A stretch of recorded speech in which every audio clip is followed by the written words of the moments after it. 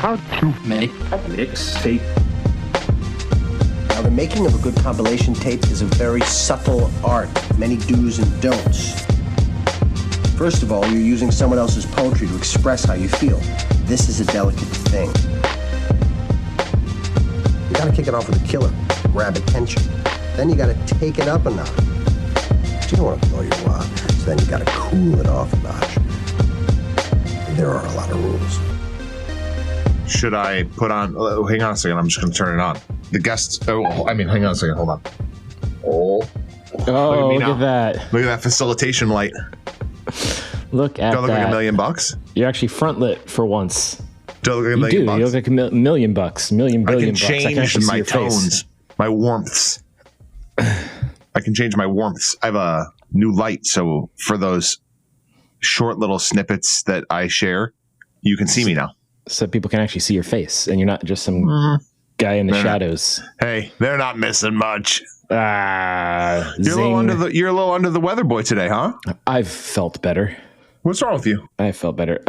Let's just say it's self-inflicted. Oh, little party boy over here. A little hungover this morning. Well, tell me all about it. There's not much to tell. Like, I drank too much. And now I'm hungover. Yeah, I know. But were you celebrating anything, or you were just getting loose? Were you just sitting solo? Just no. Pounding Busch Lights. Okay. No, it was heavy. It was cocktails. It was too many cocktails. Some tiki drinks, which are fucking always strong as hell. Tiki drinks. Yeah, and pounding headache this morning. So took some Tylenol. We'll see how that works. You think it'll kick in before the end of the episode, or are you going to drag ass through this whole thing? I might be. We'll see. I took it like an hour ago. So it should be working by now. It's working okay. Hey, you know what I realized? I don't know what your favorite things are to do recreationally. I don't know what my own favorite things to do recreationally are, apparently. I mean, is this like a dating? Is this like a speed dating thing that we're doing here? I'm trying to set you up with a special someone in your life, and I want the listeners to know this is what Rod's interested in. And if you have a person in your life that would love to spend time doing the recreational things that Roderick loves to do, let's make magic happen. I'm kind of just down for whatever, but my common things are like I like to watch soccer with my friends at the pub. We're going to some sporting events this week with some friends, some live sports. So you like to attend live sports? Sure. In the summer here in Virginia, in the spring, it's really nice outside. There's lots of outdoor things to do. Just bike or hike or go to the river, the stinky, stinky river here in Richmond. Is the river really stinky? It's stinky. It's beautiful, but it smells. Huh. Okay. I do like the occasional, or sometimes more than occasional, cocktail at a bar. Okay. I don't know. I'd be lying if I said that I didn't just ask so I could talk about myself. Probably. Yeah. That's what I really just asked so I could talk about myself. So what do you like to do? What have you been up to? My pod is being surrounded by getting to do two of my favorite things today. So this morning I got to go out. Beautiful in Chicago. Finally. Weather update. Play the weather music.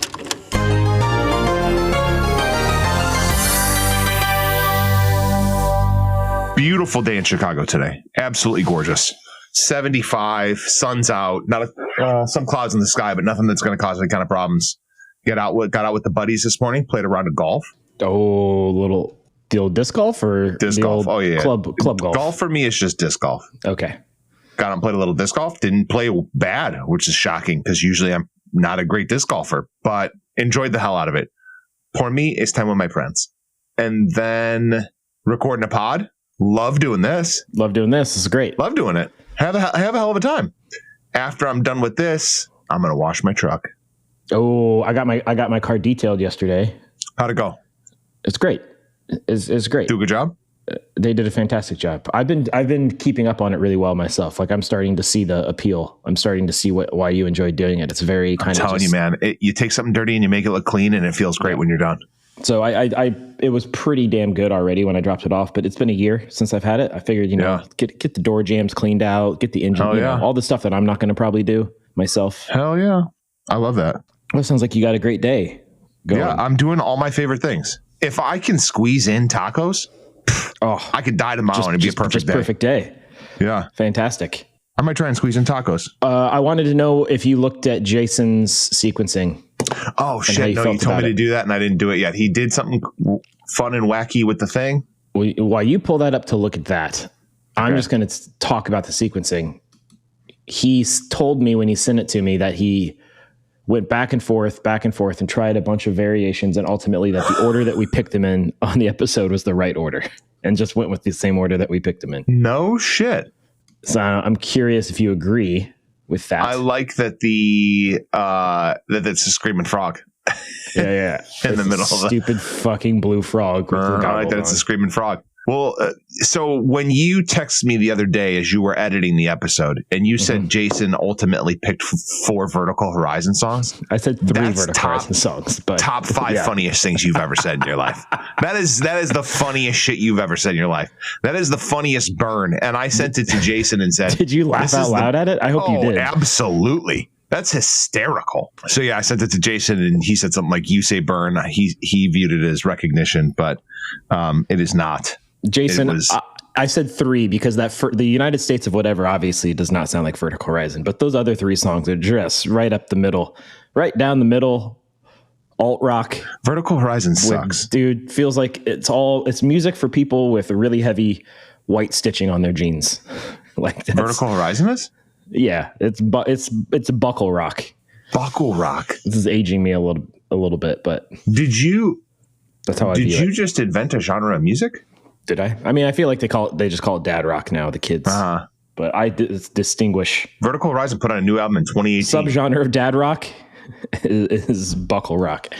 Buckle like the store, for those listening who don't know what the fuck I'm talking about. I'm talking about the retail store, the Buckle, where you get your Fox tees and your heavy stitch. Fox tees. Only place you can still find Hurley other than Costco. Yeah, it's true. So how do you feel about him just going with the straight same order? It's a bold move, but if it makes sense, then that's fine. It's either that or he's just half-assing it. Also an option. He could be half-assing it. He told me he tried and that this was the best one. So if that's true, that's great. I do think he opened and closed with some bangers there. So I mean, Baha Men closing it out. Yeah. Could have. I personally think it's a classic opener because it opens with just the a cappella shouting of Who Let the Dogs Out. That feels like a great mixtape opener to me. But, what are you going to do? Yeah. All right. You know what it's time for. You got news? Fucking A. That's my new favorite segment. All right. So it's my new favorite segment. The Met Gala was recent. Big deal. A lot of fun outfits. So do you have any favorite musician outfits? Did you see Andre 3000's outfit? I did see Andre 3000 wearing a piano on his back. Wearing a piano on his back, I believe carrying a briefcase, like a clear briefcase too. I didn't see the briefcase. What he had. I could be mixing him up with somebody else. Met Gala. Doechii was yelling at her assistants for more umbrellas. Did you see that? Went viral on TikTok. Yeah. Shouting at her assistants. More umbrellas. I saw a great meme that was it was the picture of Andre 3000 with the piano on his back, and it said Andrew McMahon setting up for his something corporate set at 2005 Warped Tour, wondering how the hell he got here or something like that. That also makes sense. It was pretty good. I mean, Sabrina Carpenter was jaw-droppingly beautiful. She's got her thing, like she's got her thing. She sticks to it and she does it well, Yeah. So let's see other music news. So Steve Albini's death was a year ago this week, and they just announced that his estate is going to sell all of his archives, and I believe that means all of his recordings. Yeah. Do you think we'll get unreleased stuff that comes out of that from bands? We would have to, but I wonder, so who's got the money to buy it? Hopefully, labels don't just pick it up. But I'm assuming that's what's going to happen is labels are going to pick it up and then they're going to release the shit and make a bunch of money off of it. But I guess worse shit has happened. Yeah. It also just says archive. So that's not just music. It says it's like books, his shirt collection, his flyer collection. Apparently he kept all the flyers to shows. There's going to be some cool stuff for sale. There's going to be some really cool stuff. You want to go to the auction and bid on something? His whole record collection. I'm assuming it's going to be in Chicago, right? Yeah. I mean, his studio was here. It doesn't say.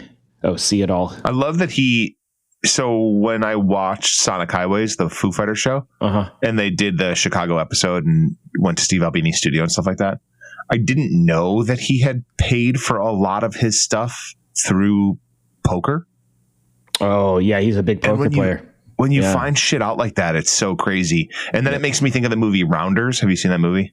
Matt Damon. Yes. It's been a while, but yes. Yep. And then John Malkovich plays like the villain. You know, he's like and like I wonder if how much was rooted off of Steve Albini or vice versa in that, because like you see a lot of the similarities within those characters.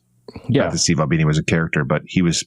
He was a bit of a character, wasn't he? Yeah, he was known as that guy. There, you can go to stevealbiniscloset.com and just buy stuff. You can just buy stuff?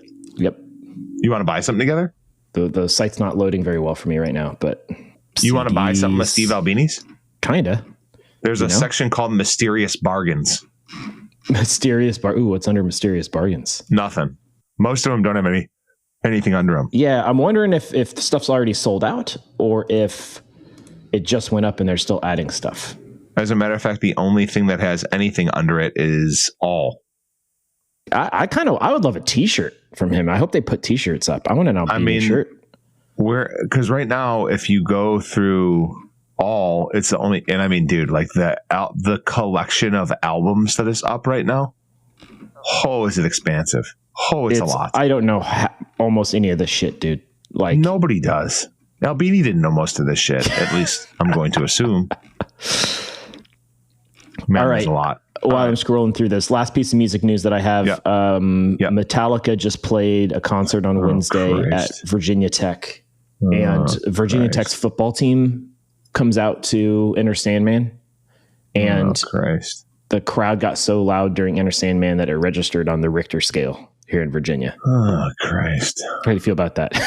You like don't give a shit about Metallica. It's anymore. Fine, man. Just do your thing, Metallica. Keep on keeping on, man. I mean, a crowd singing and jumping so loudly that it technically is an earthquake. It happens with the Seahawks, dude. The Seahawks do it like damn near every game. 12th man's a real thing.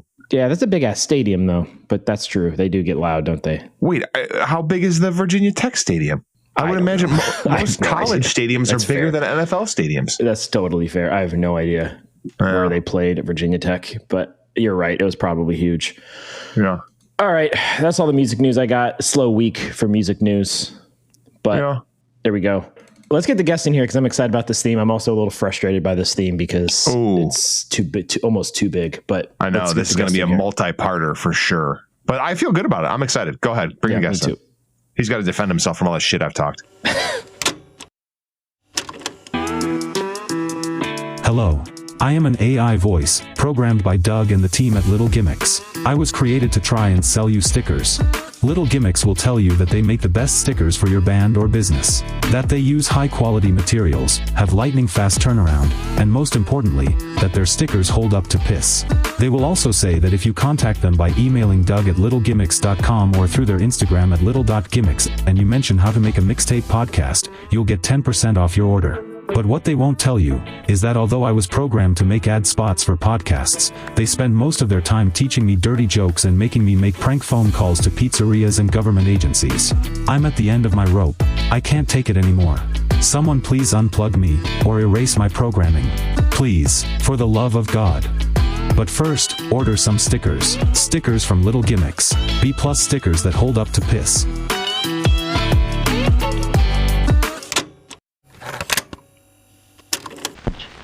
How to make a mixtape.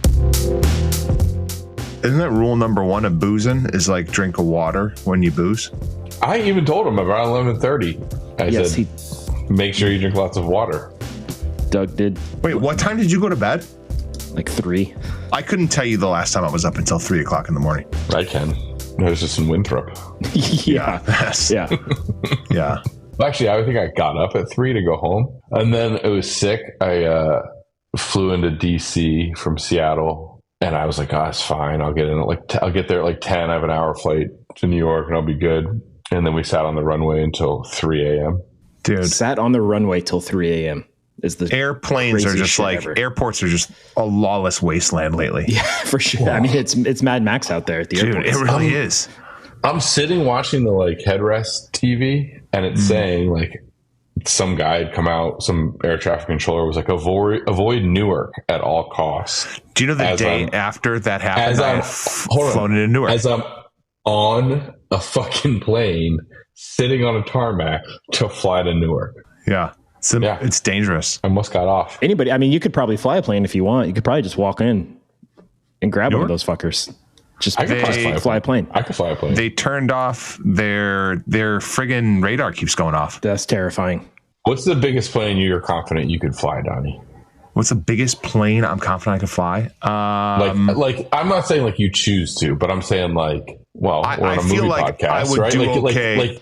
Like the thing goes, the pilot's dead. Yeah. You know, you're sitting in coach. Yeah. We need somebody. They just see you. They point at you. They go, you're flying the plane. What do you think? I like the scenario. Is there somebody in my ears? Is there like yeah. Okay. Yeah, somebody's talking you in with audio instruction. I'm going to be okay to take on most. I'll do it. You got a Dreamliner? You think you got a Dreamliner? I'll jump on that grenade for sure. I think everybody's had that. I'll do it. Is this a dude thing or is this a universal thing? Has everybody thought about what they do in that situation? Because I know I have. I feel like all dudes have thought about that. Here's my thing, though. It's like the risk is massive, right? You might kill, I don't know, 390 people or however many people fit on a Dreamliner. But the payoff, dude? You're talking can you imagine the hero Sully number 2? That's what I'm saying. Kind of worth it. Local Chicago man, Donnie Lance plane. Dreamliner. Yeah, Lance plane. I feel like the full size commercial jets, but not the massive ones, not the Dreamliners. I feel like your 737s and stuff. I feel like those would be the easiest for some reason. I can't explain why. I feel like smaller than that, and you're dealing with too much drifting and stuff. Bigger than that, that's too much responsibility.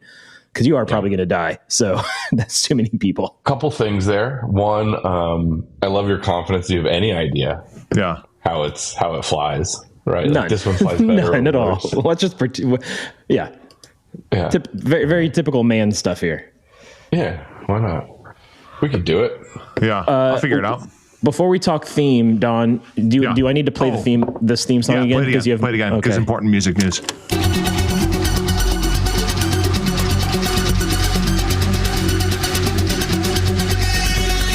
Hot off the presses, Me First in the Gimme Gimmes is no longer Me First in the Gimme Gimmes. It is now Spike and the Gimme Gimmes. Weird. I know. Why did they do that? And they're touring under Spike and the Gimme Gimmes. I don't know why they changed it. They didn't really announce why they changed it.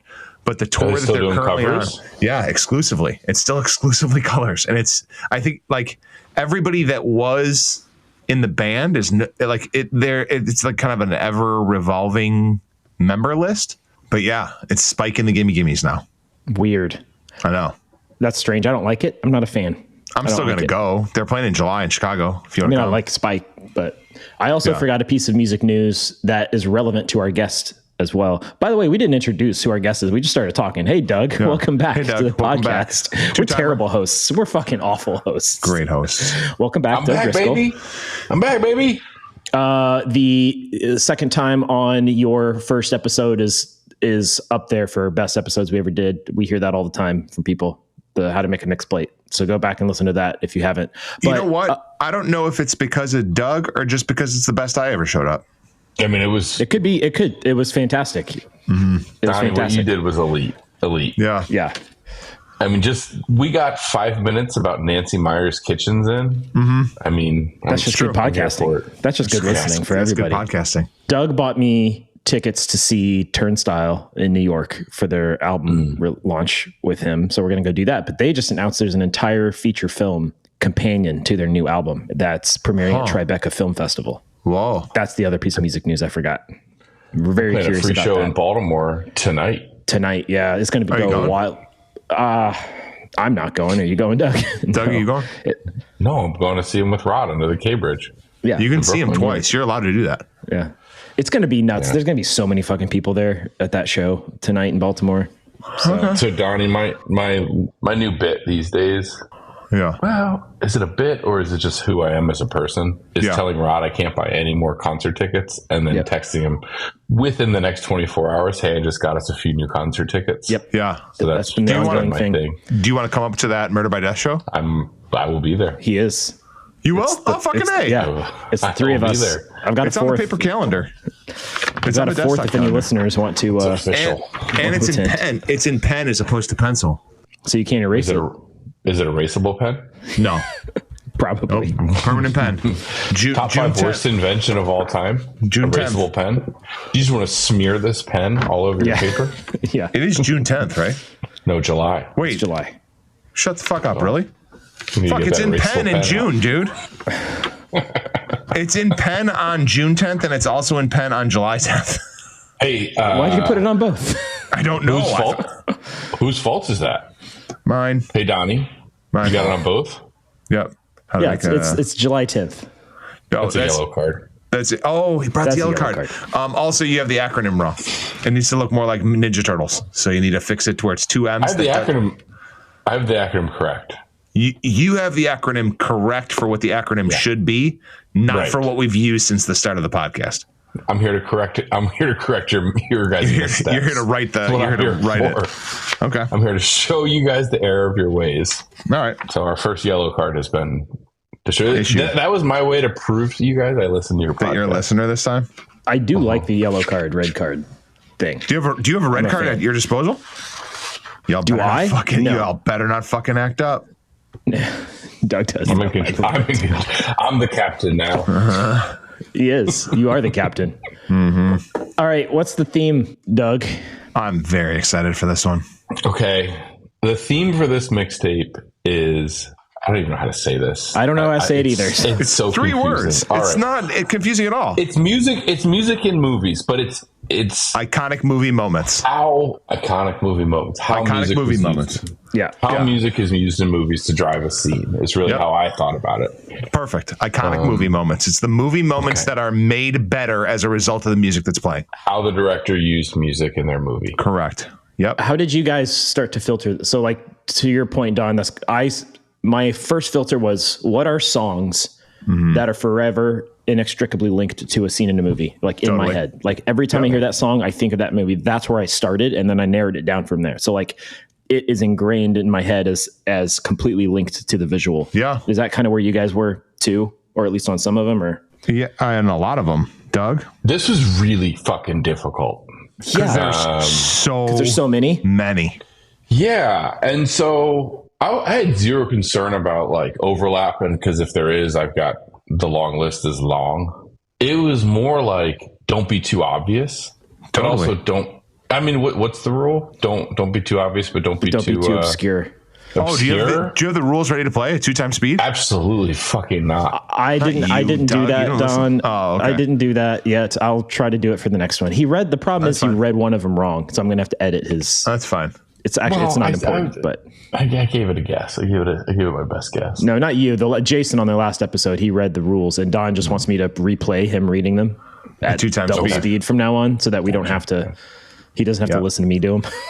Yep. So Yeah. So it was similarly what just blank piece of paper. What are the ones that stick out? And then it's like, okay, what are my filter was like, what are the ones that matter to me? And then with only 4 entries, it's like I got to get a couple bangers, Totally. and then I want a few of like the weird ass movies I love.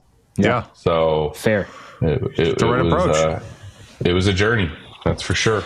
This, I have so many that we could do a 20-part series of iconic movie moments because we're right in the old wheelhouse right now. So I have how many are on your guys' long list? Like, and I could have made more, but like I restricted it. I have 15 on my phone right now. My long list stopped at 20 because it was just getting obscene. I mean, I have a notes page in my phone that's just full. But I written down 1, 2, 3, 4, 5, 6, 7. I have 8 written down. Well, there were 2 I took off here too, also. So I had more, but there was 2 that had been on previous mixtapes. One of them was on the last episode when you picked Vanessa Carlton. What movie?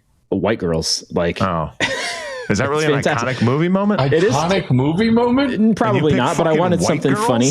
With it was on the Wayans long brothers? list. What the fuck? No, dude. It's when Terry Crews sings that in the car. Sure. It's fucking funny as shit, dude. Comedy can have iconic. comedy White can be girls? iconic. You know, it wasn't going to make the short list, White Don. girls? It wasn't going to make the short list, but it was on the long list. Hey, Rod. It's a red card. Ooh, does that mean I have to get off? Does that mean I have to get off the? It's a well-deserved. the We pod should now? take one of yours, and me and Doug get an extra pick now because we took away your one of your choices. Oh, I didn't know these were the rules, or else I wouldn't have brought up Vanessa Carlton, White Girls. You know what it is? It's actually a next podcast. Rod loses a pick. Yeah, that's fair. real football rules here. Yep. All right, so I feel like Speaking of which, Doug, this has nothing to do with anything we've spoken about. So, not speaking of which, did you watch The Pit? No, but I've heard. Okay. I'm familiar with the lore of my name being used. Totally. Dragging me through the fucking mud, apparently. Big time. Yeah. Big time. Gotta protect the brand. No spoilers, but you're fucked.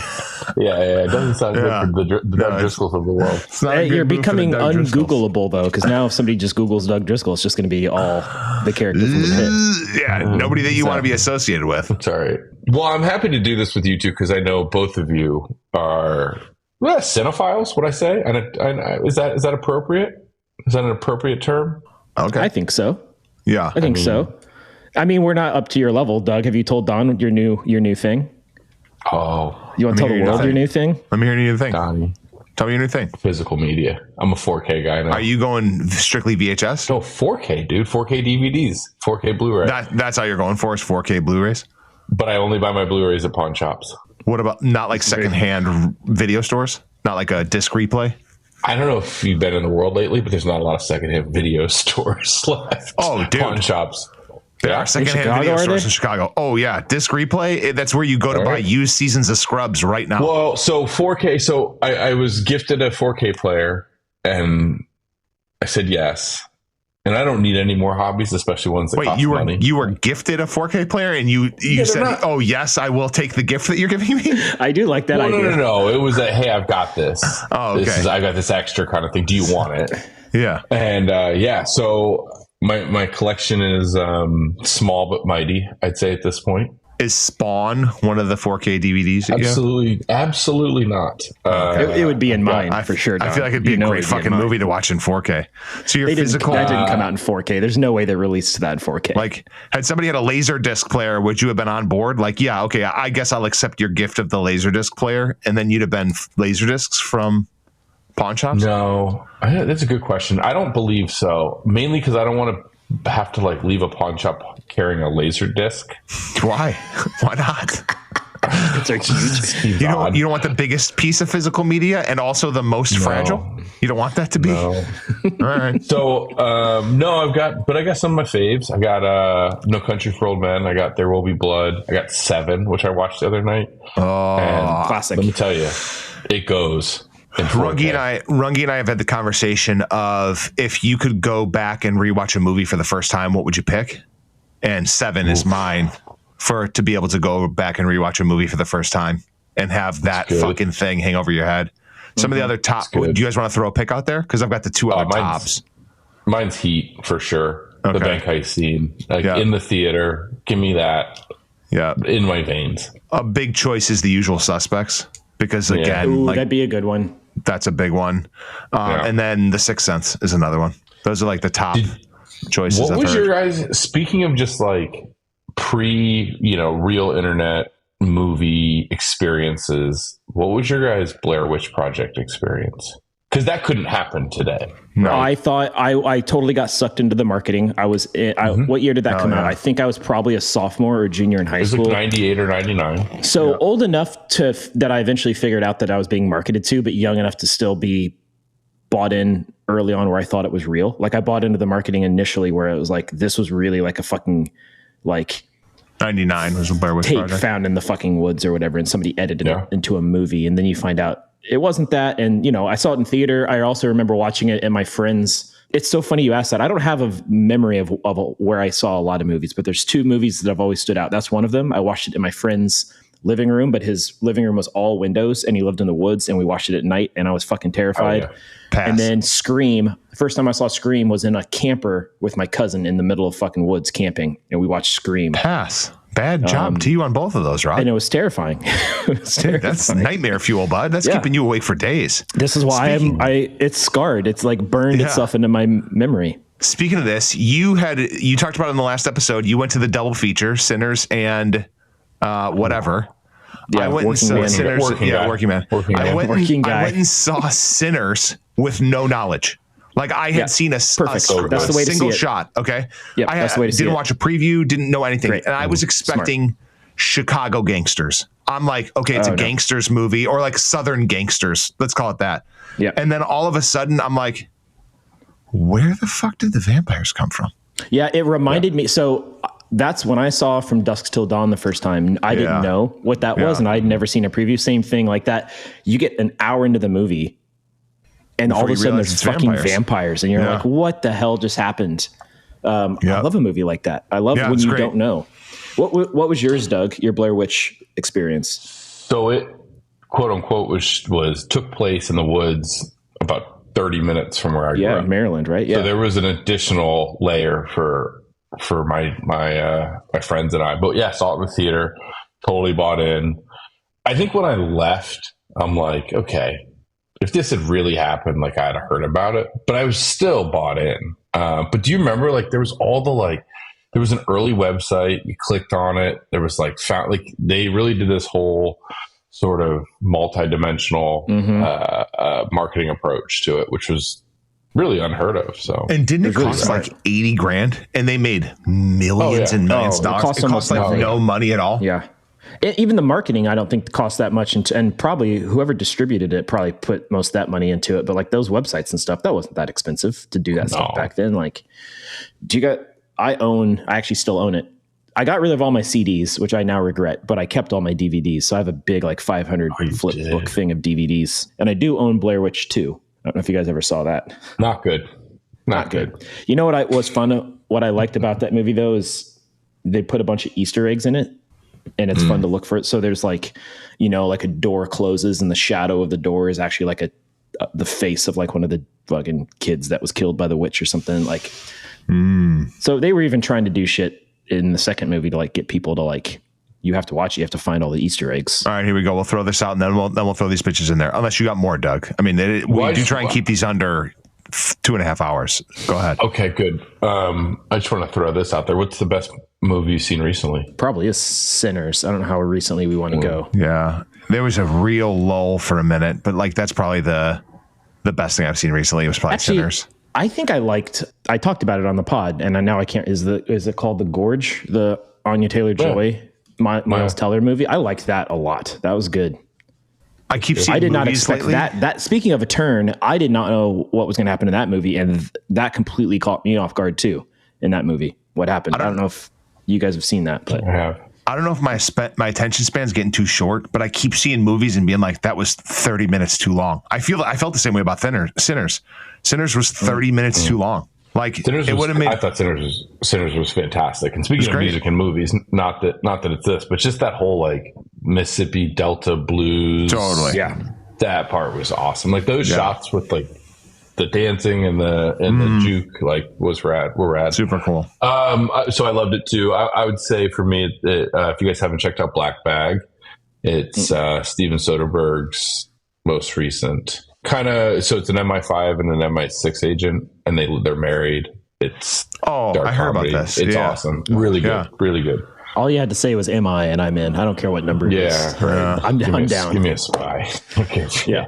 Blair Witch Project original budget was $35,000 to $60,000. The final cost was $200,000, and it made $248 million in the box office. That's got to be the biggest percentage return on a movie of all time. It's got to be. Well, you got to adjust for inflation because there's some of the stuff where like I don't know what did the OG Rocky cost. Like I feel like that was like nothing. There's some stuff. Yeah, like I guess that movies used to be cheaper, but so were movie tickets and stuff though, right? So like All right, I'm going to read these rules real quick, and then we'll get into do it. The speed version. All right, got to start with the killer opening track. All the songs should flow smoothly from one to another. You should have a good balance of genres, tempos, and moods.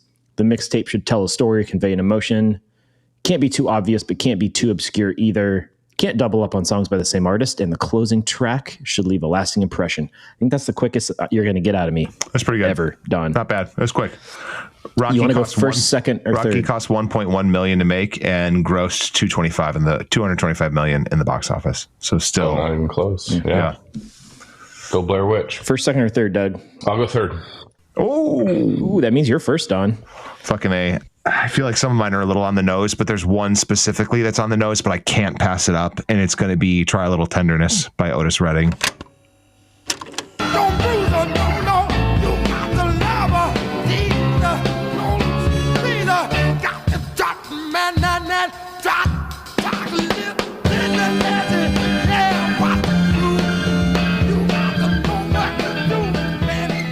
And the movie's Pretty in Pink when Ducky crashes into the record store. It's so on the nose, but it is such a fantastic, definable movie moment. Great song, great actor, great movie, total coming of age flick. Molly Ringwald was just the starlet in the 80s. Well, plus you're a Chicagoland guy. Yeah. Oh yeah. All those Brat Pack movies had great soundtracks, dude. Which did. Led to great movie moments. Like you could pick at least one from all of those Brat Pack era movies easily. Yeah.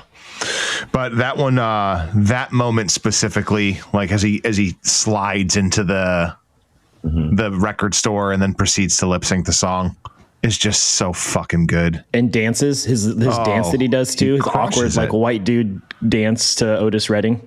Yeah, he crushes it. Yeah, that's good. I love it. Yeah, you throw on any of those movies and you're just going to be happy. Like you're going to enjoy. There's 93 minutes of enjoyment ahead of you. It's like a warm hug. What's kind of crazy is like a lot of the Brat Pack movies, whereas you're absolutely right, Doug, it's going to be, like you said, 93 minutes of enjoyment. There was some pretty heavy shit in some of those movies.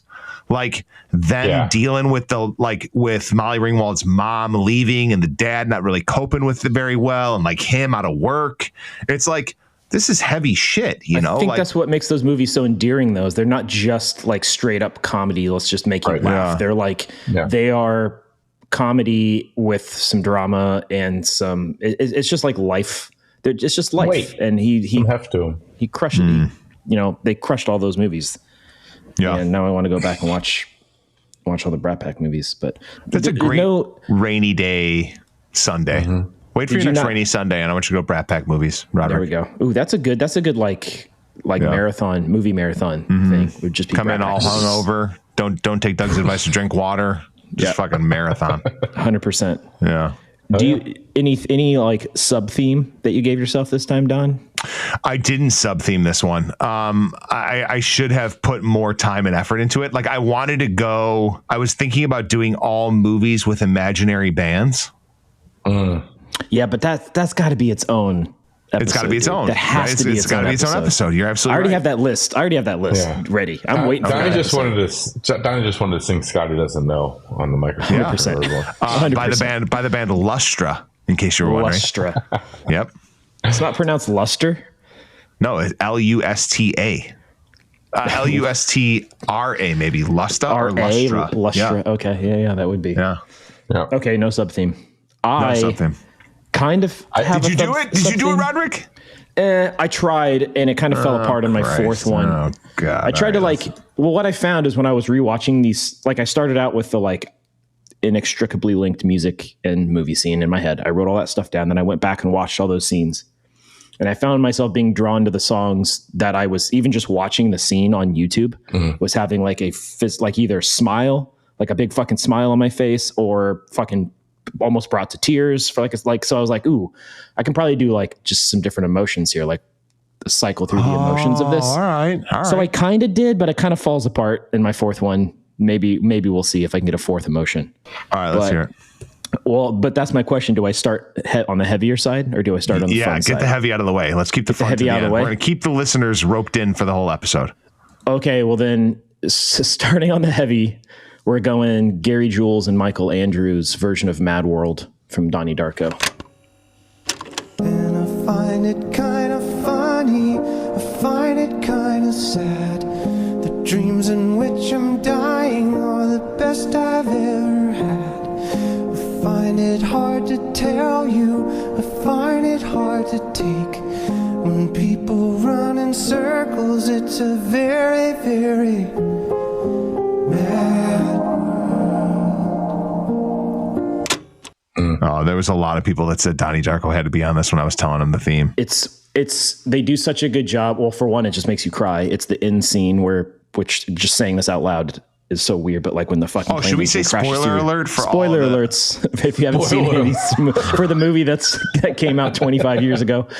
Yeah, spoiler alert. Yeah, when the Spoiler plane alert. engine crashes through the house and kills him or whatever, and that's the song playing, like that's showing all the different characters that like in bed that night. None of them are sleeping. They all have their shit going on, and then it cuts to like it's just very sad. And I love how they also bookended it with like the beginning of the movie. There's the Tears for Fears song Head Over Heels plays during like the high school hallway scene, and like things are more upbeat, and then they bookend it at the other end with another Tears for Fears song.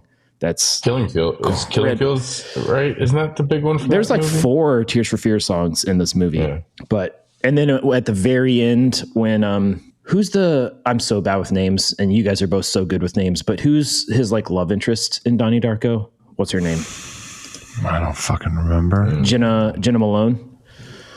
Yeah. Is that her name in the movie, or is that the actress? No, that's the actor's name. Got it. The very end when like his mom is standing there chain smoking because her son just died, and she just like waves at Jenna Malone. Jenna Malone just waves at her.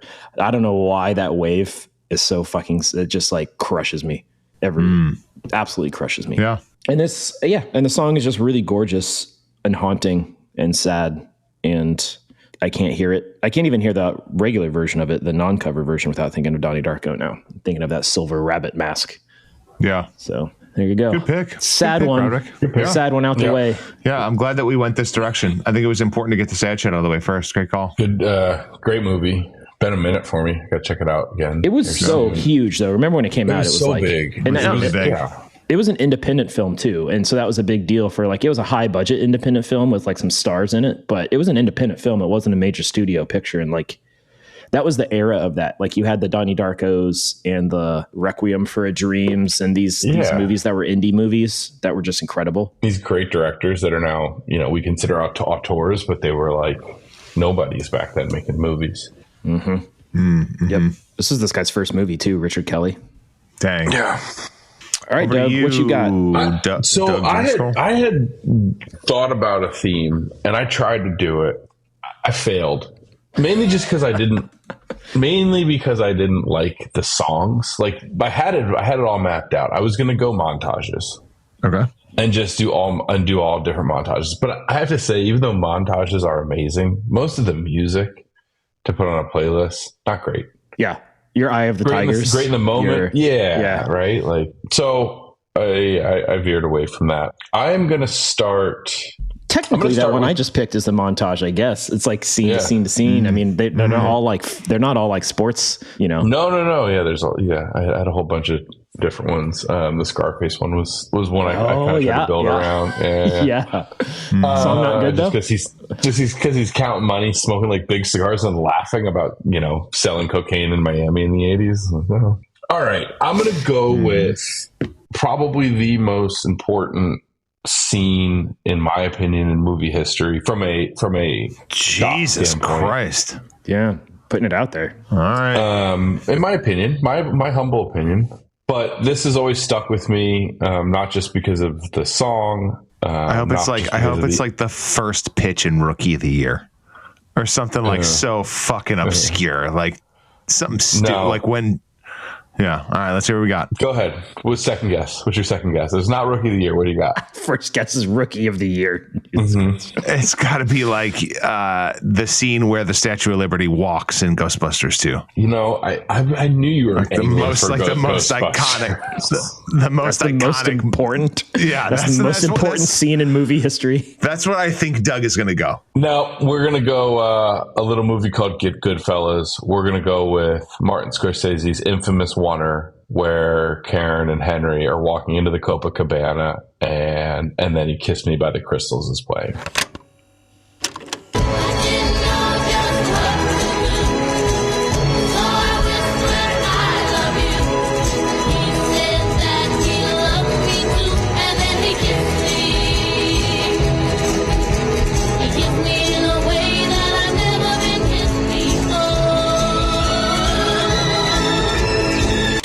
And I mean, it's an iconic movie shot. It's one of the most difficult shots I guess ever done. It's Scorsese. It's Ray Liotta at his peak. It's also sort of hilarious because, you know, Ray Liotta is just lying through his teeth to this poor woman. You know, she doesn't know what's going on. He's taking her through the kitchen. You know, he sees the couple making out. Every time, you two, every time, right? And they sit down at the table. He says, "What do you do for a living?" Because I'm in construction. So you don't have the hands of a construction worker. Well, I'm a union delegate. Like it's funny. And it's also this, I will say there is a bit of a theme in my picks. It's like where I love music and how it's used is like a great song right before the shit breaks down. Right. And so like that's the highest of highs for Henry. He's got Karen on his arm. He's on top of the world. The life of the gangster is just absolutely perfect for him. And then kind of after this, things start to digress. Mm-hmm. A hell of a soundtrack, Goodfellas. Like, I mean, there's probably a couple other moments in this that could make the list too, but just such a good mix of like classic Italian songs, but then also there's like old doo-wop classics all over the place. Leader of the Pack and stuff is in that, right? Yep. And I can't remember, but you got Layla and the again one of what would have been the murder montage for me would be the Layla, Derek and the Dominoes scene where they're finding all the bodies. But then he switches, and of course you get Rolling Stones because it's Martin Scorsese, and you know, so it's just that soundtrack goes for sure. Great call. So yeah, Goodfellas right off the clip for Doug. Yeah. All right. Yep. Good one. Had to go a little mainstream. Nothing wrong with that. Yeah, not at all. What you got, Don? You have people ask you your favorite movie of all time, which is an impossible question to answer. So you always kind of approach it from like a top 5 perspective. And this movie will fall into my top 5 every single time. And the movie is The Big Lebowski. Oh, yeah. And the song is Just Dropped In by the gambler himself, Kenny Rogers. I found my mind in a brown paper bag, but then I tripped on a cloud and fell 8 miles high. I tore my mind on a jagged sky. I just dropped in to see what condition my condition was in. Yeah, oh yeah. If you want to talk about a great montage of the weird dream sequence when the dude is drinking whatever Jackie Treehorn gave him, that's one of those moments that's just fucking fantastic with like the choreography, the bowling. This was like one of my first picks of the songs that had to make it onto the list was Just Dropped In to see what condition my condition was in by Kenny Rogers. And a cool fucking Kenny Rogers, like way pre-Gambler. Yeah. Like this was more like it's a great song. It's a great fucking song. I'm not sure I actually knew that was Kenny Rogers that sang that song. I don't think I would have guessed that. Just because that's what I'm saying. Too cool for Kenny Rogers. Seems too cool for Kenny Rogers. Like it was way before he went like full blown country when he was country. Yeah. Before rotisserie chickens were involved. I mean, no problem there. You can still see what condition your conditions was in with Kentucky. What heart condition your heart? Yeah. What condition your heart's in after eating some of that? Real quick, there was a guy in Philly, maybe like 2 years ago, and Philly's got a bunch of piers off on the river, and every day for 30 days straight, he went to one of the piers and ate an entire rotisserie chicken. Okay. And his only media or like marketing was he would put flyers up all over the city, meet me at this time, watch me eat a whole rotisserie chicken. And the crowd built and built and built. And then when he got to the 30th day, it was like a beautiful day in Philly out. And there was like 500 people to watch this guy eat his 30th rotisserie chicken in a row. If you have 5 minutes, Google it. It's hilarious. Yeah. So it's great. But yeah, Big Lebowski, one of my top 5 favorite movies of all time. Would you take offense, because I don't mean this in an offensive way, but would you take offense to somebody saying that you strike me as a Big Lebowski guy? What about me does? So I don't take offense, but if you say something stupid, I'm going to. No. it's not it's like, I know you, like, it feels like people who love Big Lebowski are people who can and love to quote movies that remember, like, you know what I'm saying? Like, it's so fucking quotable. You're a big quote guy, and it's not even just that movie, but like everybody I know who loves Big Lebowski is that type of person who could quote so many great lines from all their favorite movies, and they can name stuff like this, like the songs that play at these certain times. Yeah. There's something about that movie that, like, a lot of, like, I guess to Doug's point, like cinephiles, but more like, I don't know how to explain it. What's crazy is, like, I consider myself, like, I'm not a P1 Big Lebowski fan. It's one of my top 5 favorite movies, but there are people, like, there's a Big Lebowski fest that, like, someone like I was going to ask if you'd been. I've never been. Have you? I've been to one in Buffalo, New York with Turner. We all got dressed up. It was awesome. Did you do the bathrobe or? Yeah, I went bathrobe. Oh yeah. But like, there's like a Lebowski fest. I had a friend back in the day that a number of people would know named Ben Grescott, who went so deep down the rabbit hole that like, obviously when movies are like in pre-production, they like write stories about the characters so that they know who they're supposed to be when it comes time to play the role of the movie.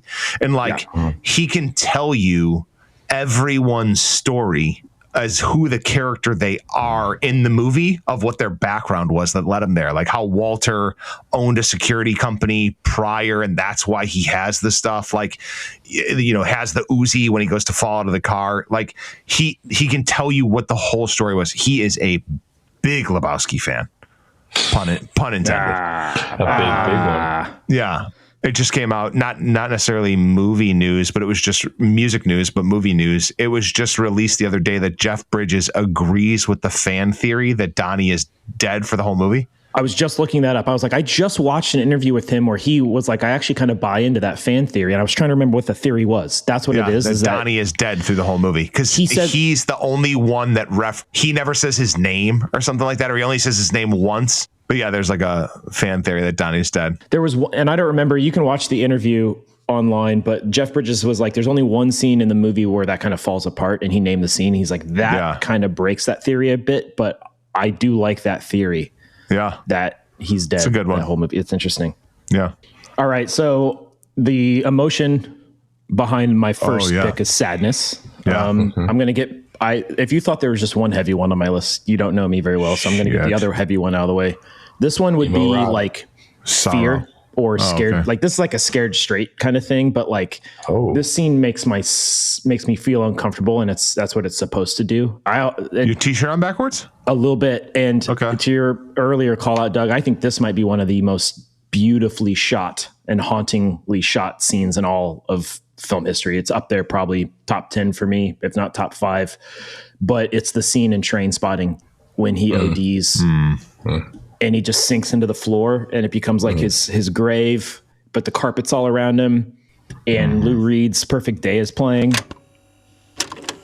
Just a perfect day. You made me forget myself. I thought I was someone else, someone good. Oh, it's such a perfect day. I'm glad I spent it with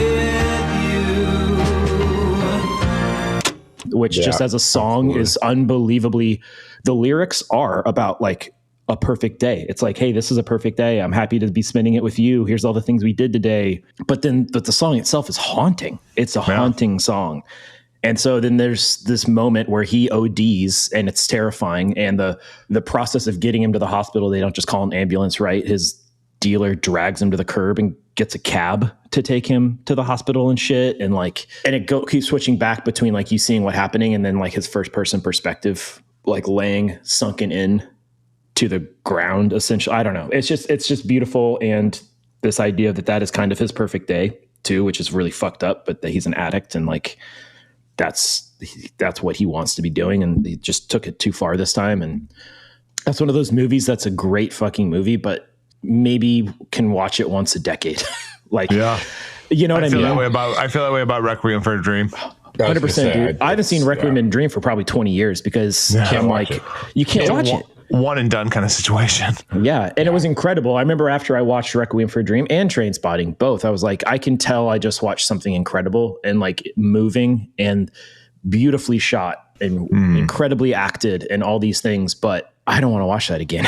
Like, yeah, I think when you take a topic like addiction and you put amazing writing, direction, and acting to it, I don't know that there's a better kind of symbiosis. However, you just can't. You can't. I mean, think about like a Leaving Las Vegas. Like, I've probably seen it one, maybe twice. I've definitely seen it once, maybe a second time. An amazing movie. Yeah. It's the portrait of someone killing themselves. I mean, how many times can you watch something like that? But yeah, Requiem, when you're that like lasts what, 20 minutes? Yes. Too much. I just like, I can't. It's still ingrained in my head. I'm picturing it right now, and I don't want to be. It's rough. But originally I was going to actually go with the Lust for Life, the opening of Trainspotting when they're being chased, and it's is that a Stooges song or is that just a Iggy or not Iggy? Iggy Pop.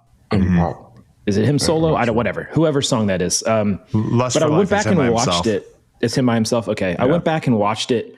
I remember that being just full on. Keep hitting my mic. Full on music and visuals. Like, but when I go back and watch it, it's a lot of like the main character setting up the exposition for the movie and talking over it a lot. And I don't remember that. And I was like, I actually don't really like this scene as much as I'll tell you in prepping a bit for this episode, I think one of the harder distinctions I had was like movie soundtracks versus music in movies, movie moments, right? Yeah. I mean, there's, we're all kids of the 90s. Like the soundtrack was a really important way to find new artists, to explore tastes a little bit.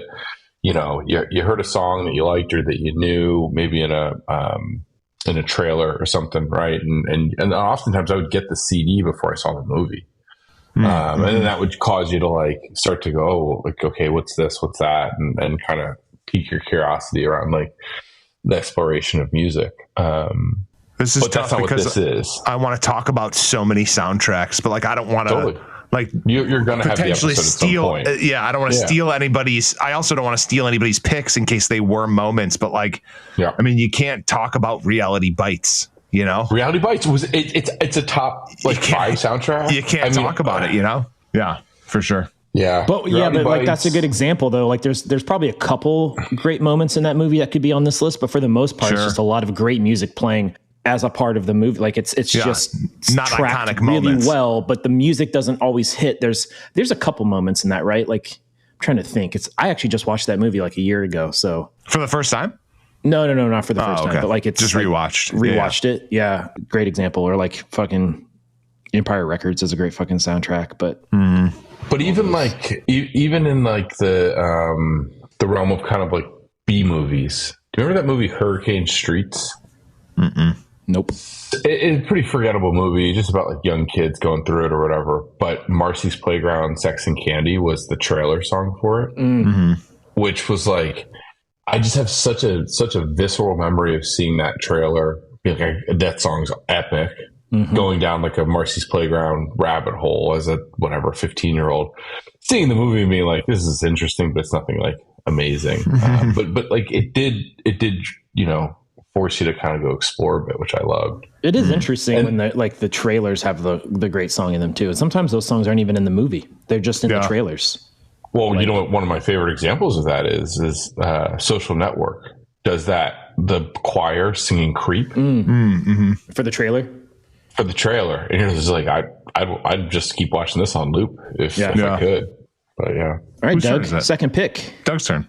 All right, it's my turn. All right, I went mainstream. I'll go a little subversive, I guess.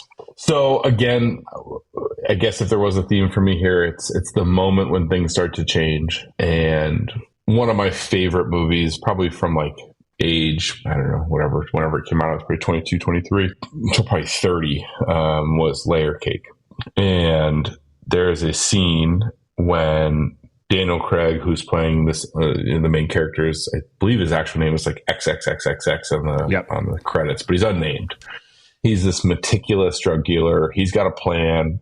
he sells drugs, but that's the only risk he takes. And he's sitting in a London kind of house music club, and he's talking to another guy in the business or in the life, and his girl is Sienna Miller dancing on the dance floor to The Source featuring Candy Stanton, You've Got the Love.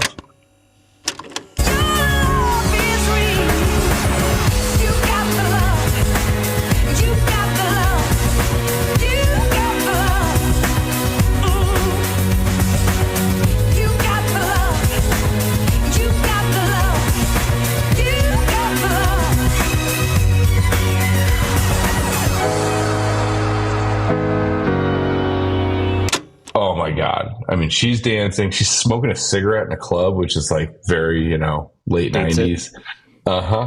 And he's just locked on her. And from that point on, he just starts the slippery slope of bad decisions start. And the movie unwraps. And amazing scene, amazing shot, amazing song. Anytime you can put a groovy kind of house beat to some disco, I'm probably in. Crushes. Great movie. I believe I own that movie, so I've seen it quite a few times. I went through, that fit in my like realm of, I would watch Lock, Stock, and Two Smoking Barrels, and Layer Cake, and Snatch, and Memento on fucking repeat. That was like my comfort zone at that age too, Doug. It was like, if I'm bored, or if the world's stressing me out and I just need to drop out for a little bit, I would just go right to one of those movies. I did read the book, Layer Cake, very different from the movie.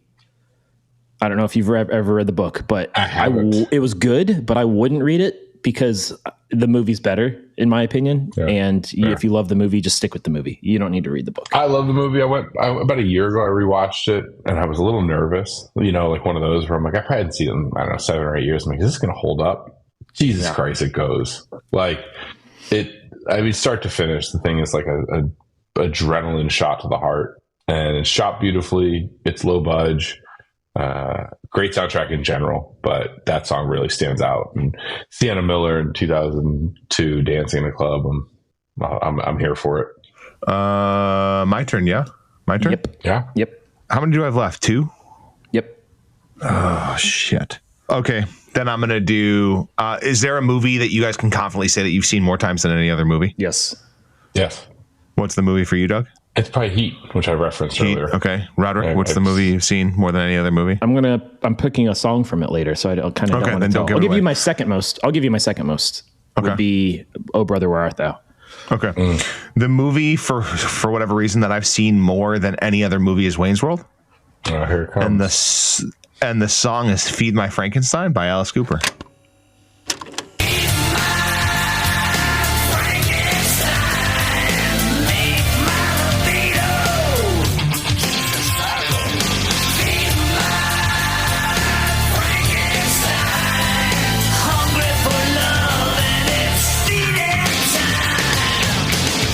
Oh, you're not going car scene. Bohemian? You're not going Bohemian? Fucking way. No way.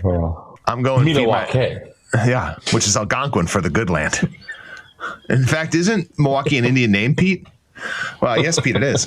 But yeah, Feed My Frankenstein by Alice Cooper when they're driving to Milwaukee and Alice Cooper's not old and weird yet. Well, I mean, yeah, he's still old and weird, but like, such a hysterical moment when certainly weird. Certainly weird when they get enough money to go, or they get like the passes to go see Alice Cooper in Milwaukee. Just an iconic movie moment. So fucking funny. You can see the giant stage prop of the skeleton on the stage in Wayne's World. And, the backstage passes.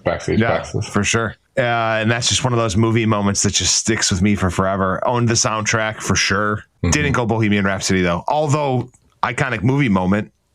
A little too easy. Yeah, sure. I get it. Believe me, I thought about it, and I had the same thought. Yeah, same. Yep. So, but Feed My Frankenstein is definitely the one for me. I'm hearing it in my head right now. Yep. All drum fill. Oh yeah. I think the drummer rotating in the movie. Is he? I can't remember. I love Alice Cooper in that movie though. He's so good. Hell of a golfer. If you guys didn't know that. Alice Cooper. Alice Cooper is like a very talented golfer. It's good to know. I hope he plays golf in his makeup. I hope he does. I can probably walk through that movie scene by scene with most of it memorized. Most of it. Just as how many times I've seen the movie Wayne's World. What's your Wayne's World 2 take? Oh, I love it. Absolutely fantastic. I mean, it's a better version of The Doors. Yeah, that's fair. Isn't that the whole joke? Like, isn't that the joke of the whole movie? Like when he goes to meet Jim Morrison to put on that rock concert? Yeah, they did a better job than Oliver Stone. Yeah, totally down for Wayne's World. Who played Jim Morrison in that movie? An absolute nobody. Nobody? Just some dude that looked like Jim Morrison? Yeah. A little bit. He looked a little bit like Jim Morrison. But yeah, love Wayne's World 2. Wayne's World 1 is obviously the superior, but Wayne's World 2 is also fantastic. Christopher Walken's in Wayne's World 2. A lot of guys' girlfriends are in there. I think I've only seen Wayne's World 2. I've probably seen it a handful of times. Yeah. But I always enjoyed it. When I was growing up, actually right near you, Roderick, is King's Dominion, which I don't know if it still is, but at one point was owned by Paramount. Still is, I believe. Yeah. And so... Like Kings Island, if you've ever been to Kings Island in Ohio. Like roller coasters and shit? Yeah. Coasters, they're like but sister themed out, right? theme parks. Yeah. Okay. Like a poor man's Universal, right? Got it. And Six Flags Great America. But with movie money behind it. Yeah, right. And just Paramount movies or subsidiaries of Paramount movies. So there's like a Top Gun ride at the one in Ohio. I don't know if there's one here, Doug, but like, yeah. So the one in outside of Richmond at one point opened an entire Wayne's World land. So you got to go. You went on the hurler. You got to eat Stan Mikita's donuts. Like you did the whole thing, which was rad. Pertinent to this podcast, they also had probably my favorite ride of all time. It wasn't the scariest, but in the early 90s, they opened Days of Thunder, the ride, in 4D chairs. Hell so yeah. you went into a theater getting splashed. In Virginia. Yep. And it was the final scene where they're running that track. And Cole Trickle, he always goes high. Yeah. Nope, he went low. And he took the checkered flag. I just recently got to experience that. Listened to the rewatchables that talked about that movie. Fantastic. So good. So That's good. another movie. I remember where I was when I saw Days of Thunder. Like I remember the room I was in. Dang. I don't remember whose house it was though, but for some reason I remember that too. I don't know why. Why? It's not that great of a movie. Why do I have that memory? Great of a movie. It's the fucking that great of a movie.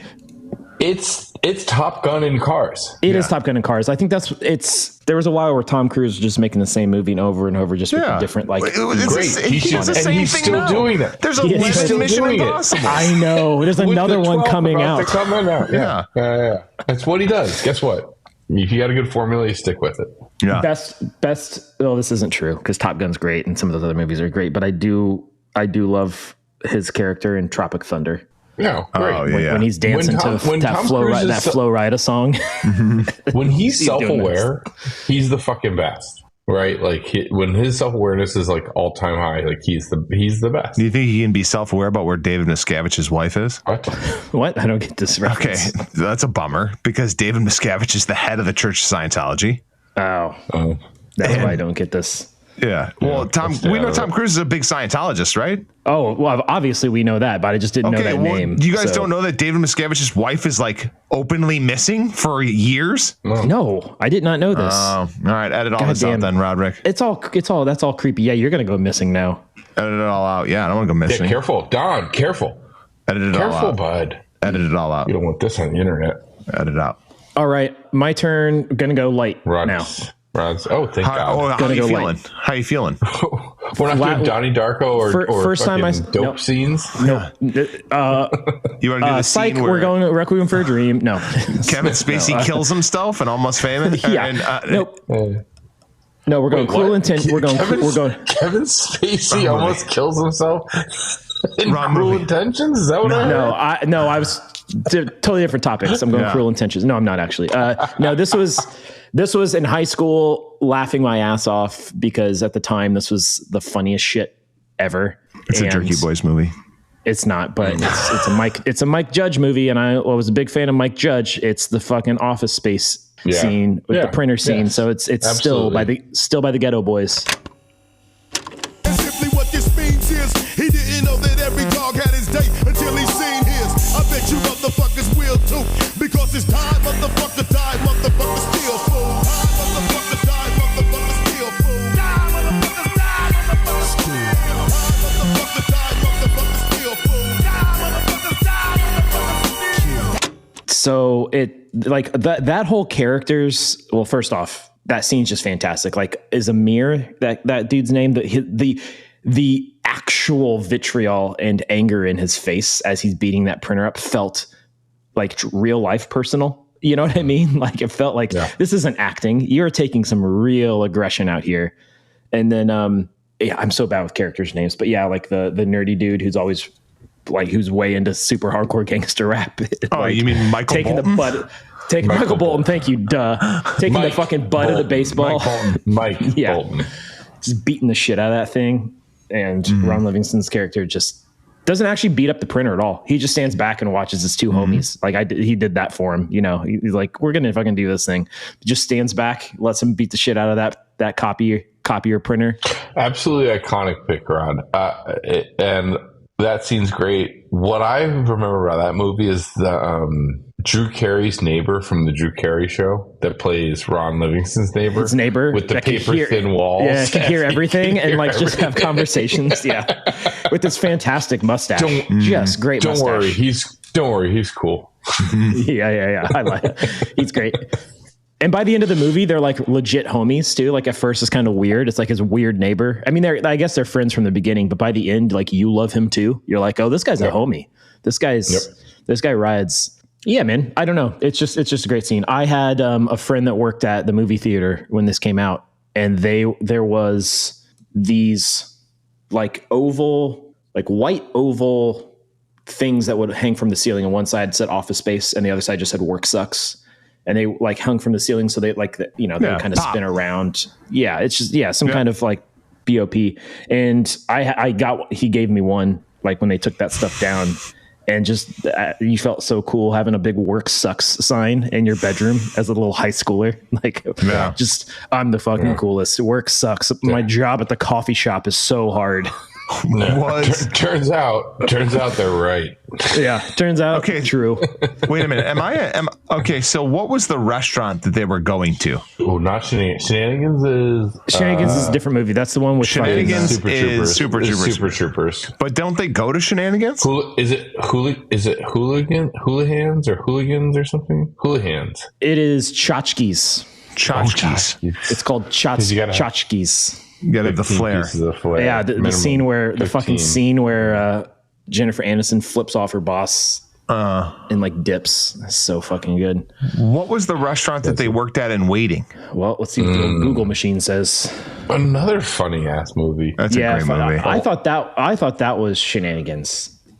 But that's Shenanigans. It is Shenanigans. So is Waiting like a spin-off of Super Troopers? Oh, do they exist in the same universe? They have Ryan Reynolds and fucking the Super Trooper cops, like they live in the same universe. That's amazing. It is the same. You guys are right. It is the same name of the restaurant. Hey Farva, what's that place you like with all the goofy shit on the wall? If one more person says Shenanigans, I'm going to pistol whip them. What's that place? Maybe they are in the same all the shit all over the world? They must be. Oh, you mean Shenanigans? Oh, sorry. Real quick. Shenanigans ends with a Z in Waiting and ends with N and S. Totally. Different universes. Not a multiverse. Sorry. All right. Fuck. I got some decisions to make here. We're getting a decision time. I am going to pick my favorite opening scene of all time, and that is the movie Belly, and it is a song called Back to Life by Soul to Soul with Karen Wheeler. Cold fresh air, feel the melody that's in the air. I'm down, take a look around. What's going down? However do you want me? However do you need me? However do you want me? However do you need me? So it is Nas and DMX and a couple of their pals hopping out of a car in New York to go rob a strip club. and they walk in slow-mo to just this like epic acapella. It's the coolest shit I've ever seen in my entire life. And then the DJ kicks in, you get a little bop bop bop bop bop, and then it takes off from there. The movie just goes from that point on. Hype Williams knows how to make a movie.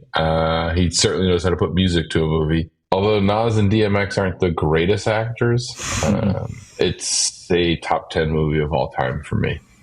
So I haven't seen this movie in so long. I forgot about this movie, Doug. I want to watch it again. Even if you just watch the opening scene, I mean, watch the whole movie if you have the time. But the opening scene, and it's a bunch of dudes looking cool doing crimes, which I'm always in on.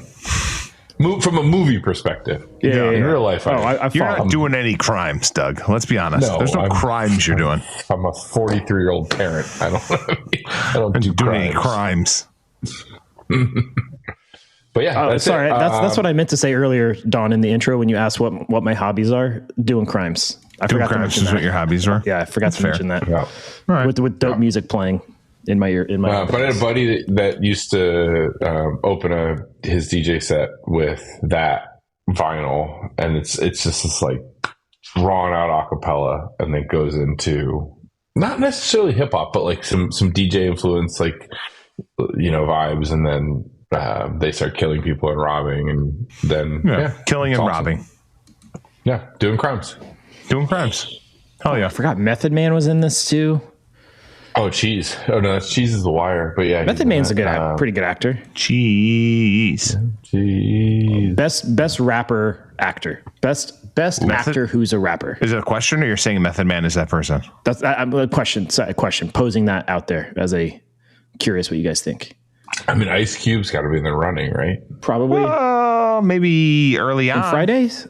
In Friday? Yeah. First couple of movies, nobody wants to watch Ride Along. Okay, fair. I think Yasin Bey. I think. Oh, Yasin. Mos Def, right? Oh, fucking Lauryn Hill. Ooh, Lauryn Hill's good. Sister Act 2.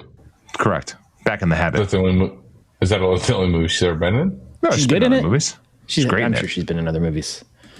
Great. I'm a big Yasin Bey fan. I like. What else he been in? Hitchhiker's Guide. Did you watch Please Be Kind and Rewind with him? Oh, so good. Him and Jack Black. Oh my God. I also own that movie. I should pull out my DVD collection, apparently. Doug's in the market for some, so maybe you got a 4K No, only 4K Blu-rays. 4K. Only 4K. Hopefully you got a 4K in there. And only from pawn shops. Donnie, my whole thing is when I go to a city only for travel. Pawn shops. That's right. Pawn shops.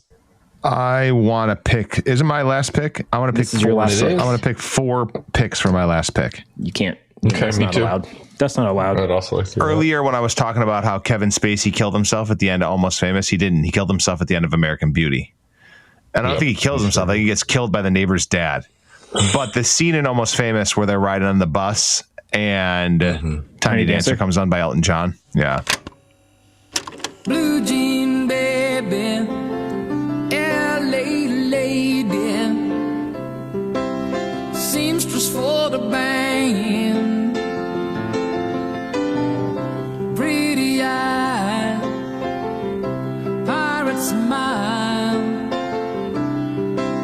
you marry music man. yeah.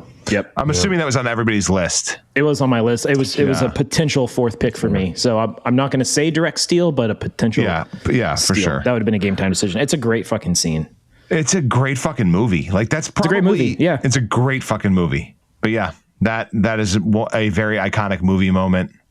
That whole movie is full of musical iconic movie moments. That's the most iconic in the movie, though. I think when the whole bus starts to sing and like everything's good for 2 minutes while they're singing that song. Like that's the most iconic.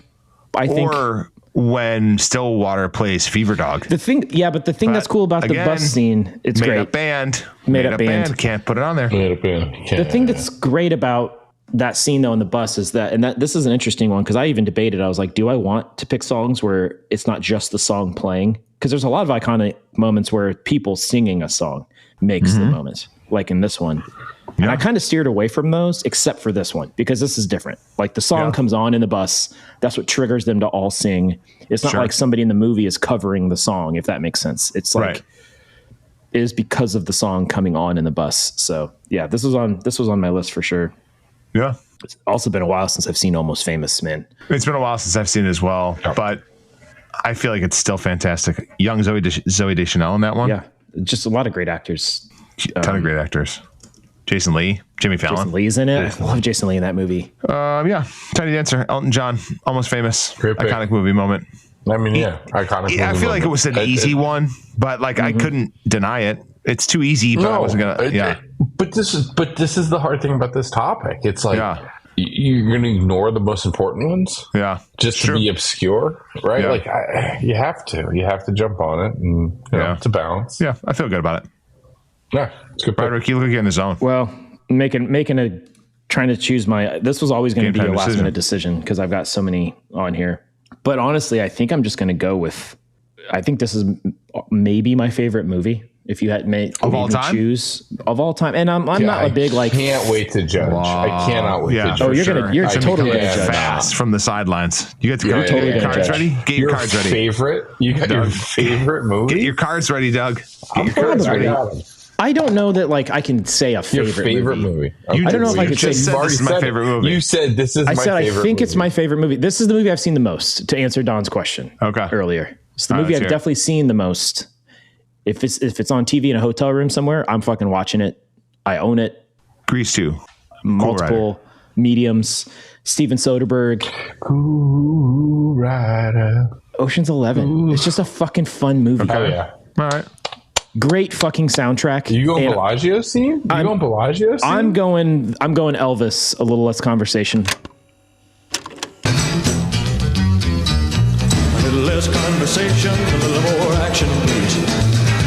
All this aggravation ain't satisfaction in me. A little more bite, a little less bark, a little less fight, a little more spark. Close your mouth and open up your heart, and baby, satisfy me. Satisfy me, baby. It just set the whole tone. I don't know this for sure, but I think whoever the music, it might have been Soderbergh himself. I'm not sure if there was a music director on this or if he did it, but it feels like that song was like, well, we're going to have this song on there and that's going to kick out all the music for the rest of this movie. Because it's all the same vibe. It's all that like overly hip, like soul adjacent Vegas stuff. It's so good. And honestly, Ocean's 12 might even have a better soundtrack because it's got all like the French like twist on it, but that's a different conversation. Ocean's 11, fantastic, fun movie. I could watch it on repeat. Rod, I watched it last week because it was one of the handful of movies I had downloaded on my iPad when we were in Winthrop with no service. Yep. It is an absolute top 10 movie. No card. No cards to pull. No cards to pull. No card. If I had because I don't have a green card. Yeah. What? You don't have a green card. Don't tell us, dude. Fuck. Yikes. Green card. Get ugly. No, absolutely fucking amazing movie. Great job, Rob. Rod, no notes. I have notes from you? But they're only positive notes. Yeah. Brad Pitt always eating in that movie. Always eating. Amazing. Amazing. And in most movies, but yes. But on that one specifically. Have you guys ever come across every, like, I think it's like early January, Steven Soderbergh puts out his personal, like, culture digest? No, but I'm interested in this. Basically everything he consumes in a year. It's everything he consumes in a year. Books, TV like shows, everything, like albums he listened to. Wow. Yeah. Movies, obviously. And it's logged and it's insane. You should look at it. It's all cataloged for every year. But it's like he'll watch a movie like 6 times in a row and then he'll read 3 books and you know it's nuts and it's like an how-to on like how to establish some taste. Yeah, Soderbergh's the GOAT for sure. Do you think he soundtracks his own movies? I think he sits in the room because he's smart enough to hire people to do it for him, but I think he sits in the room. Well, because this, like it says Ocean's 11, it says music by David Holmes, but that's not the music director. He's a DJ, and about half of the soundtrack is original music from David Holmes, and the rest of it is, songs like this Elvis song. So I just wonder if David Holmes did all the music. I bet he didn't. I bet it was Soderbergh was like, hey, I need 10 songs from you. Here's the vibe. here's the scenes, and then I feel like he scored the rest of it because scored, but sequenced. Yeah, but the whole score thing is interesting too, and I bumped up against that prepping for this as well. Where like I know we got in a text argument about it yesterday, and no, that's different. Don, thank you. No, music made for a movie is different than a score. Right? So like the Trent Reznor, Atticus Ross stuff. You got Johnny Greenwood scoring "There Will Be Blood." Like, that's been probably top 3 movie of all time, and the scores are epic. But they're not. It's not music. You know, it's not a director going, "Hey, this is the song to drive this scene forward." Okay. Oh yeah, sorry, I forgot to say how that movie and scene make me feel. Just makes me happy. That one make Roderick happy. Watching Ocean's 11. That one make Roderick happy. That one make Roderick happy. Yes, that's what I said. That one make Roderick happy. All right, Doug, bring it home. Doug, you tell us last song. Doug, you tell last song. I got last song. I tell last song. I can do 3 songs for my last song. Is that what we agreed upon? Yeah. Fucking wish. So we're all ones. All right. I'm just gonna go. I'm gonna go like quarter my text, and it's the Pixies. "Where's My Mind?" The ending scene of Fight Club. With your feet on the air, your head on the ground. Try this trick and spin it. Yeah. Your head will collapse, but there's nothing in it, and you'll ask yourself, where is my mind? Where is my mind? Yep. It's there. It's up there. As it pertains to like writing, directing, and music all sort of coming together. The city's just dropping, exploding around him. He's standing there.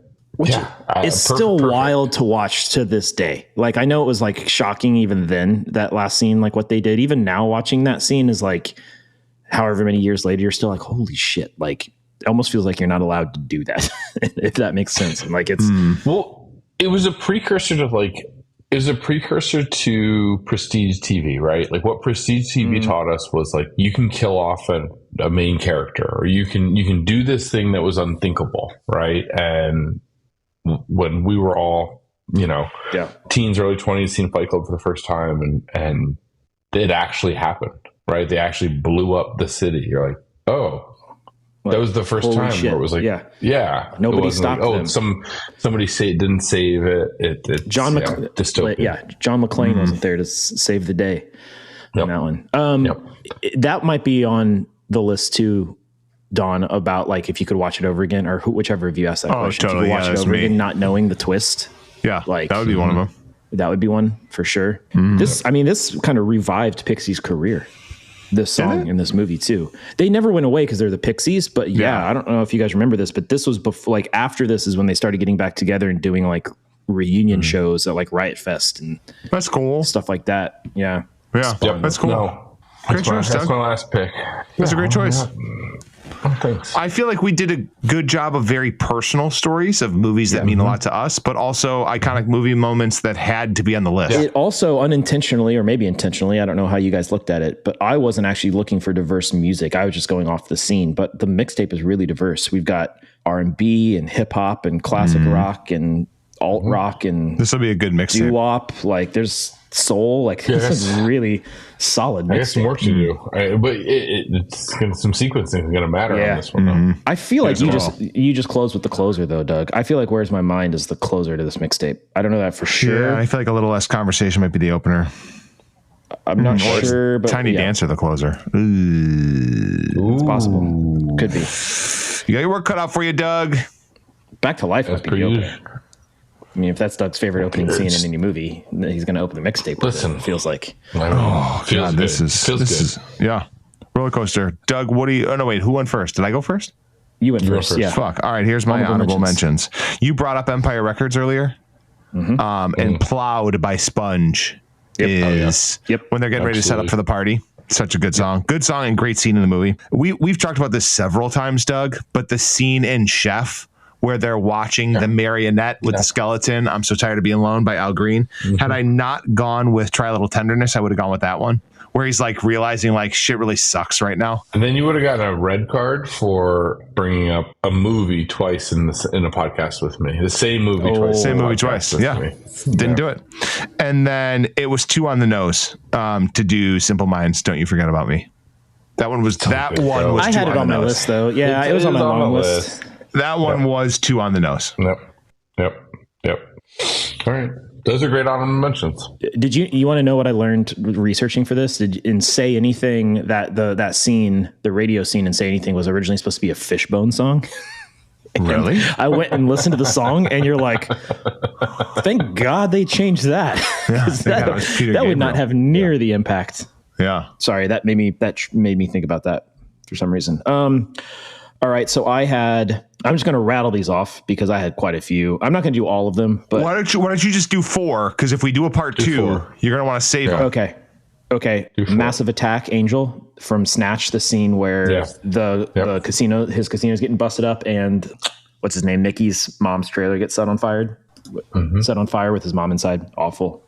Great song though. Rod, this doesn't count for honorable mention for me. I'm just jumping on your bandwagon here. I had Golden Brown in Snatch, which is when he gets in the bare knuckle fight, which also a great fucking scene. Yeah, the first fight where he basically he kills that dude. I think does he kill? Yeah, he kills no. It's when Gorgeous George goes against Pitt's character. Oh, that one. Yeah. And if this boy doesn't great get fucking up. movie. I had a Wild Thing by X from Major League. Yeah, great. Wait, you had what from Major League? Wild Thing.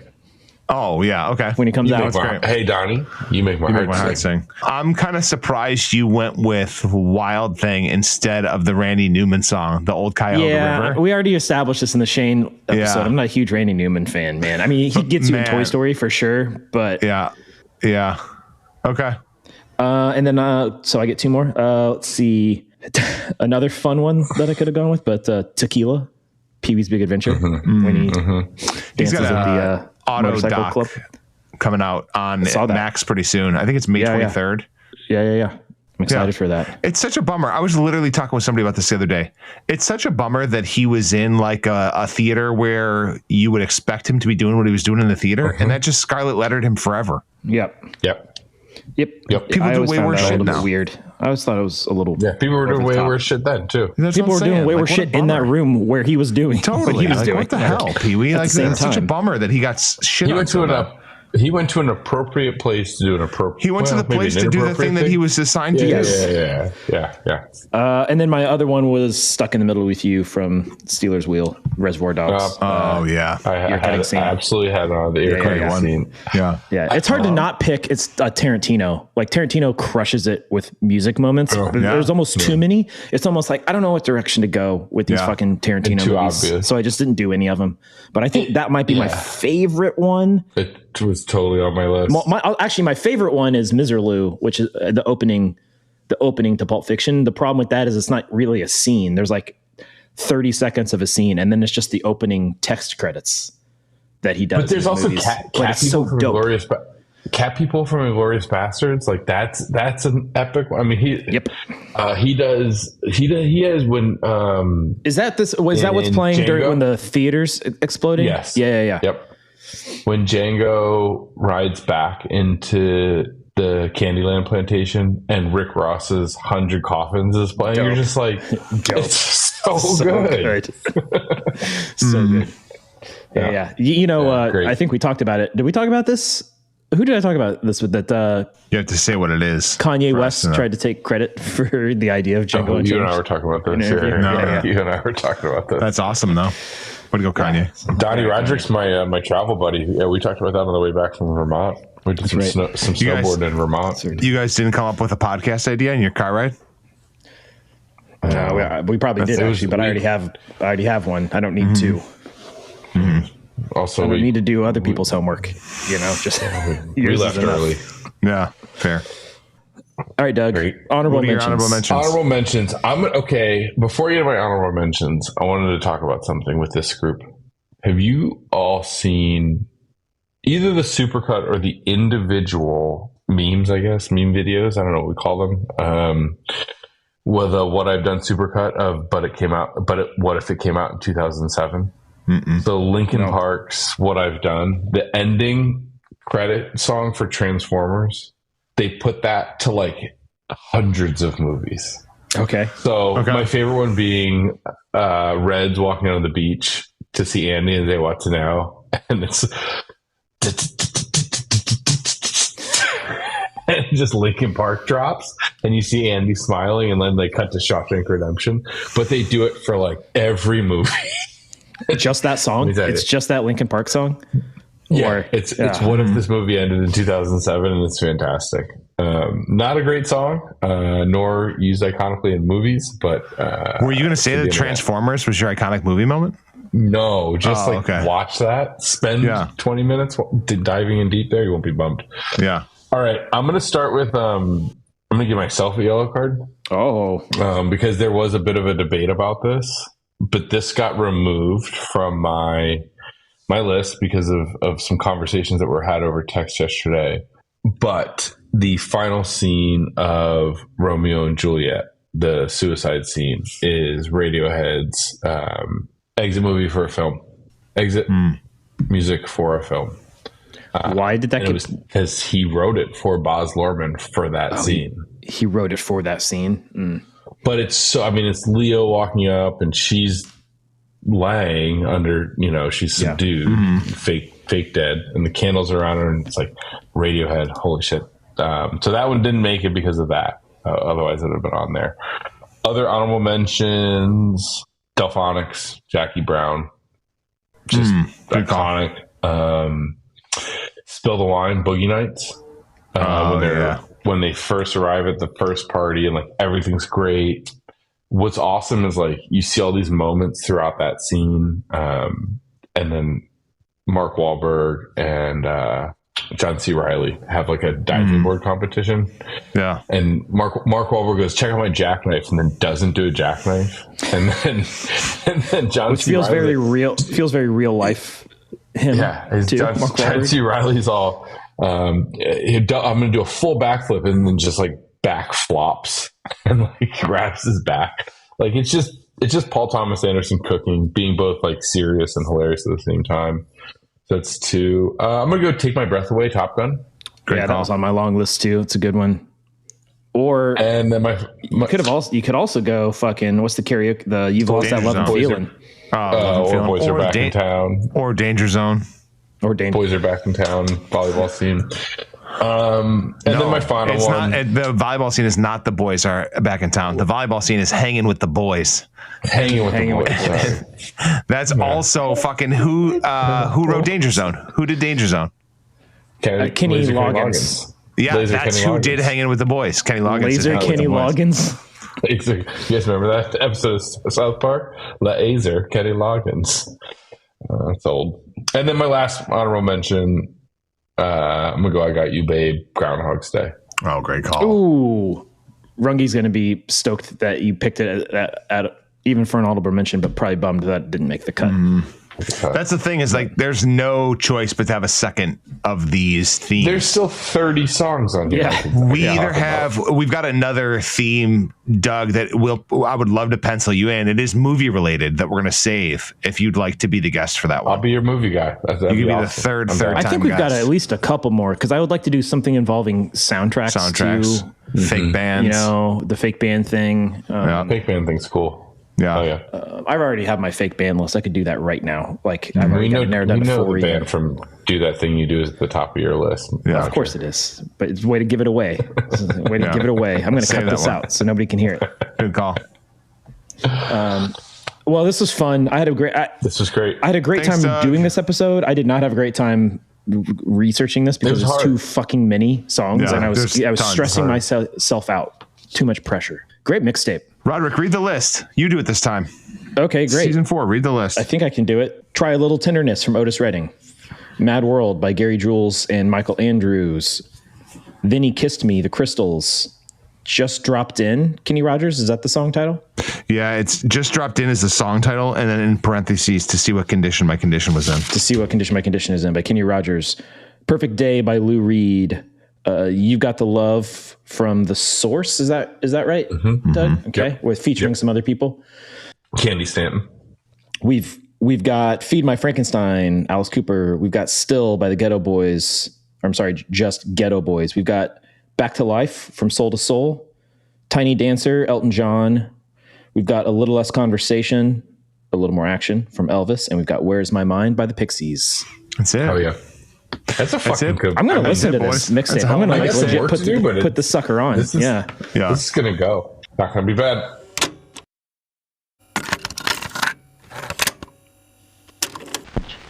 How to make a mixtape.